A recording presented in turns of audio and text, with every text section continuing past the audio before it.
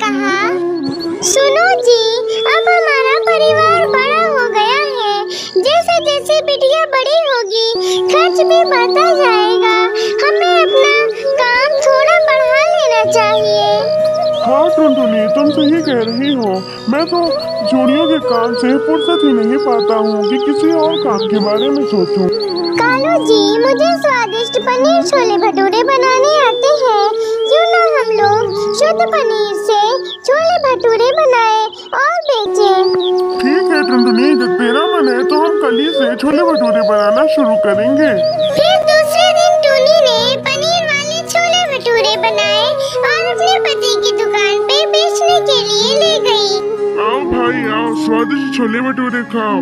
मेरी पत्नी के हाथ के बने स्वादिष्ट छोले भटूरे एक बार खाओगे तो बार बार आओगे।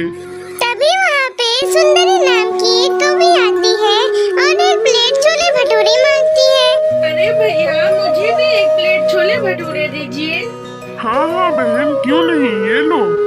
अरे भैया, ये छोले भटूरे तो बड़े स्वादिष्ट हैं। वैसे ये है कितने के?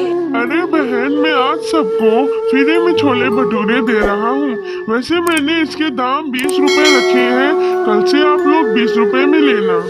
इस तरह टूनी के बनाए छोले भटूरे बिकने लगते हैं और उसकी अच्छी कमाई होने लगती है। सुनो जी, काम बहुत बढ़ गया है।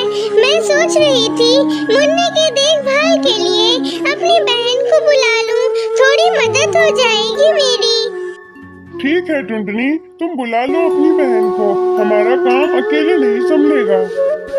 फिर कुछ दिनों के बाद टुनटुनी चिड़िया की बहन टूनी वहाँ आती है। अपनी बहन की अच्छी छोले भटूरे की बिक्री देख के वो अपनी बहन से जलने लगती है।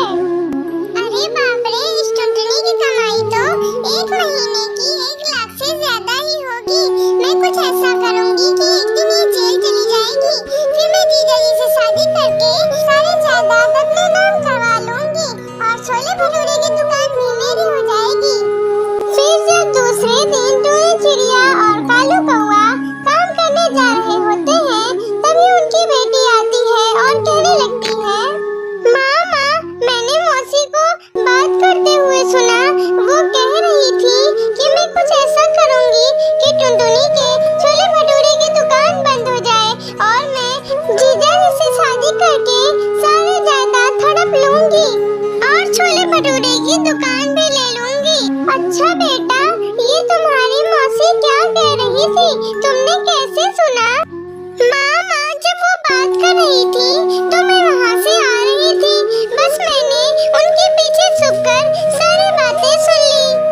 अपने बेटे की सारी बातें सुनकर वो अपनी बहन को धक्के मार के घर से बाहर निकाल देती है और कहती है, चुपचाप निकल जा मेरे घर से। अरे तूने जिस थाली में खाया उसी थाली में छेद करना चाह रही थी। अपनी ही बहन का घर उजाड़ना चाह रही थी। तेरी जैसी बहन भगवान किसी को ना दे। बहन, मुझे माफ कर दो। मैं तुम्हारे साथ ऐसा नहीं करना चाहती थी, लेकिन मुझे लालच आ गया था। मुझे माफ कर दो बहन। वो उससे कितना कहती है कि मुझे माफ कर दो, लेकिन टूनी चिड़िया का दिल टूट चुका था। वो उसे माफ नहीं करती है और अपने घर से निकाल देती है और खुशी खुशी अपने